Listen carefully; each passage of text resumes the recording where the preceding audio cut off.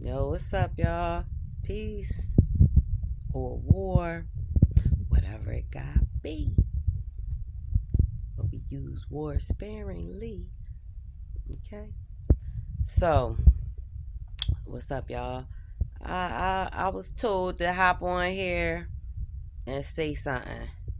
So I'm getting on here. Why my video? I'm just looking at the timer. I don't know. Maybe they saying that's all the storage that I got left. But anyway, okay. So I'm just hopping on here to bust it up, and that's it. It's been a long time, and yeah, this definitely ain't for fanciness, none of that. That been long gone. But yeah. So I'm gonna just talk about fear for a little bit, right? Cause I just see it all around me, everywhere, man. Fear, fear, fear, man. Don't you know that's their number one tool? That's their number one tool. And you know how many times I heard, what's that? False evidence appearing real. Fear. Fear will deplete your powers. Being in fear will deplete your powers. And that's a known thing. People know more about you than you know about yourself and how it all works. And lack of knowledge of self, you could perish from that. You will perish from that. You know what I mean? So people be thinking like it's a joke with people like calling people woke and all that stuff when people say I'm going within, working on myself, self mastery, and all that stuff. Like that's some type of big, deep, too deep, whatever. When that's the bottom line, that's your number one job. Okay. So anyway, I'm just saying, ain't no more about us than we know about ourselves, and that's why they use it against you. So boom, fear.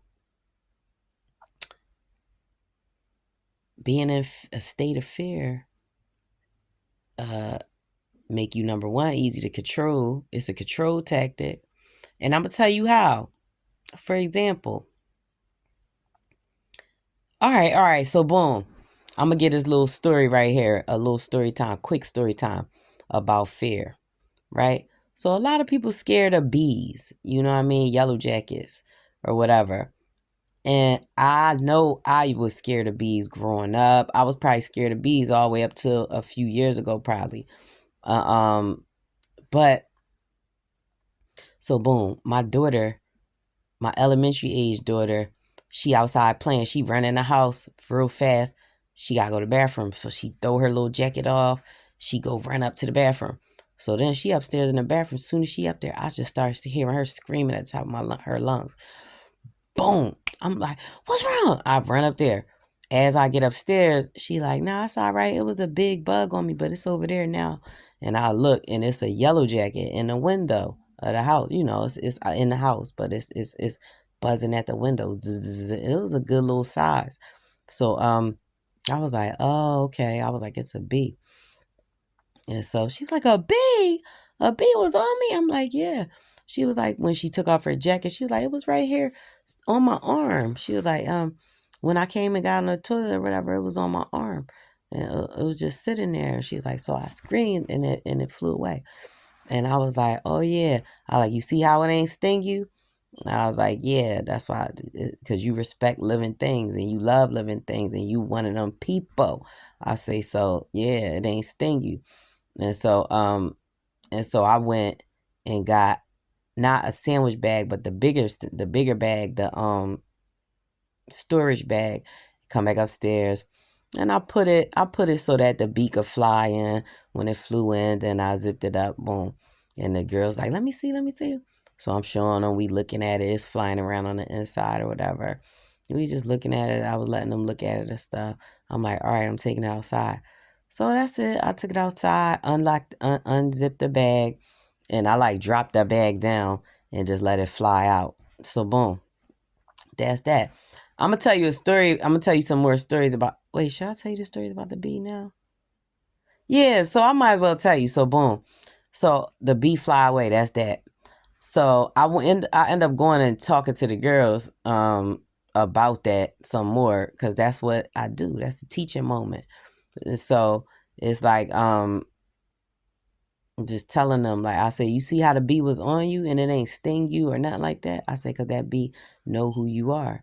That bee know how you get down. You know what I mean? And, like they got friends who done been stung by bees and stuff like that. And one of my daughters, her little friend, the little girl, I don't necessarily care for her being around my daughter, of her certain things that I feel about this little girl's energy. However, my daughter got a job to do too. She got a mission to do too. The little girl ain't like that terrible, but I could feel her spirit, stuff like that. But she, over the summer, I think she got stung by like seven. She got stung 7 times or something like that. And I'm not trying to say everybody that gets stung by bees is bad and this, that, and the third. I'm not. But hey, that's just a coincidence that that little bad girl be getting stung. And my daughters, they just be chilling on them like, what's up? What's up? So that's a shame how I got off track. What was the point? Oh yeah, so boom. I was just telling them like, yeah, yeah, you love living, you respect living things, and that's well known. And I said, and that's why they respect you.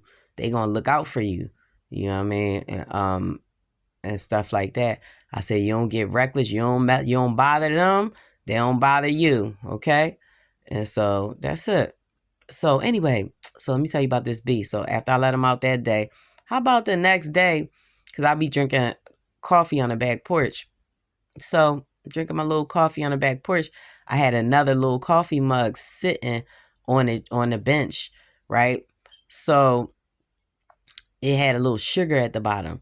So I come out there, I'm drinking my little coffee. I look over, it be in there, just must be drinking the coffee, touching on the sugar, liking the sugar or something like that. It just stayed there the whole time I was drinking my coffee. It was at the bottom of the mug, just eating the sugar or whatever it was doing. So I was like, yo, look at that bee. All this time, I'll be leaving mugs out there that's empty oftentimes and never have a bee been in there. So that bee that was in there, I assume that was the same bee. So that was it. So then if it wasn't the next day, it was the day after that, right? I go out there and I went on a humbug. I wasn't even going to go out there at that time, but I went out there for some reason. And as I go out there, right there on the bench, it's a coffee cup, but it got coffee in it. So I must have had to leave in a rush that day before, and it had like a little good amount of coffee in it. Why was a bee in there trying to drown, like swimming around, right when I came? I said, "Oh, my homie, yo!" I was like, trying to drown my homie. So I took the mug and flung it in the bushes. And so after like a few minutes, I ended up seeing the bee flying around. It was flying around the porch and stuff like that. I was like, "Oh, you made it. All right, homie. Yeah, I got your back." You know, so funny part is, what if it was 3 different bees, y'all? But to me, I believe that was my bee homie, man. So what was the point of that? Well, really, that the way I look at nature different than I used to. You know what I mean? Because I know I grew up scared of bees. Oh, so that's what I was going to say, is the construct and how fear is instilled, right? So, and how we in a society of fear pushing and fear, just tendency to carry fear. So boom, yeah, look y'all, look how I'm trying to do my neck up. Look, stop telling my age, neck. We ain't doing that. Hold on. Unfold. All right, I ain't gonna do it. So So look, construct, setup, fear base. So boom. Growing up, we always heard of people getting stung by bees, stung by bees, stung by bees. So when you see a bee around, you be like, automatic fear. Because I never seen nobody get stung by a bee in my life. I never had nobody in my family, extended family, stung by a bee. I'm just telling you that. I'm just thinking about it right now. And but I always heard about it. So just off hearing about it and knowing that bees sting, now I grew up with a fear of bee. Anytime I see a bee around, I got anxiety now. Now I'm paying attention to this bee like, oh, what are you gonna do? You about to make a move? Like, them bees ain't thinking about y'all. Like, but the way you deal with it, like maybe the fear, maybe the fear caused it to do something. Bees be coming around me. I be like, yo, go ahead, man. Go ahead. Stop playing. And they'll go away. They might even come back around, stuff like that. I be like, yeah, it's me. Go ahead. Go about your business. I'm telling you. And they'll go ahead. But I don't know. I don't carry that fear that I used to carry. But the whole point that I'm trying to say is I grew up scared of bees too. I know that's something. And I'm also trying to share how fear is perpetuated and spread, right? So, say too many people start getting cool with bees and it becomes something beneficial out of it. Hey, respect for nature, lack of fear, blah blah blah blah. It'll be good stuff that's gonna come out of harmony between us and the rest of nature and other living things. That's always gonna be a good thing. Period. Okay? F what you heard. So, say everybody start getting cool with bees, people ain't scared of bees no more. What they gonna do is, boom, all of a sudden, somebody gonna get stung by a bee, and they gonna get bee-itis. They gonna pass away from beesiitis.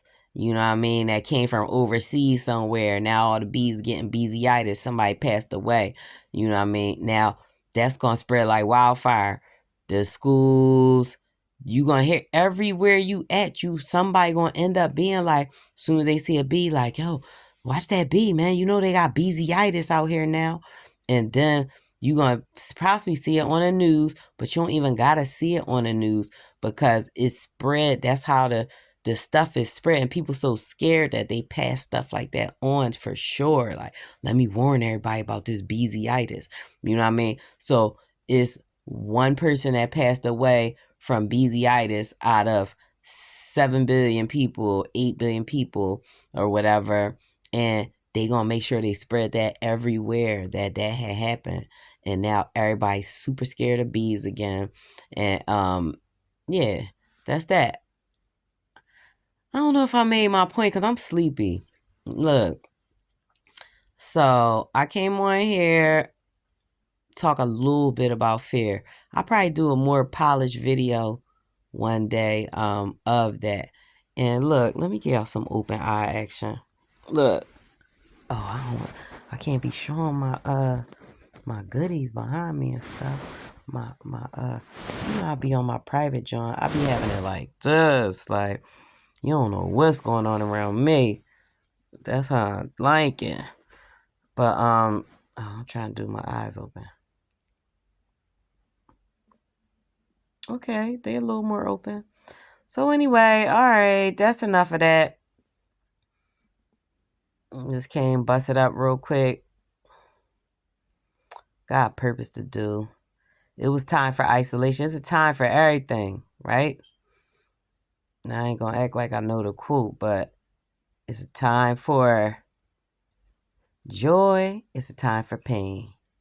It's a time for sunshine. It's a time for rain. It's a time for dancing. It's a time to sit your butt down. It's a time for mourning. And it's a time for celebrating.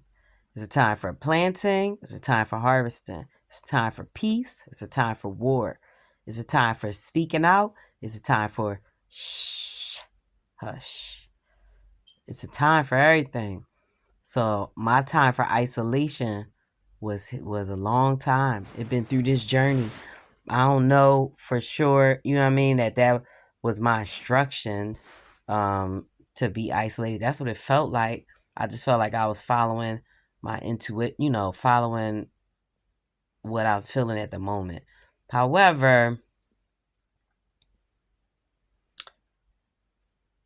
yeah, that's the way it was meant to go because that's the way that it went. However, it's a time for everything, and isolation might about to be up. So, all right, y'all, I'm out. It's been over 15 minutes, and I'm sleepy. Excuse me. And I don't care for yeah, it's definitely not cute when people yawn on a camera. But anyway, I'm so sleepy. I'm tripping. All right, I'm out.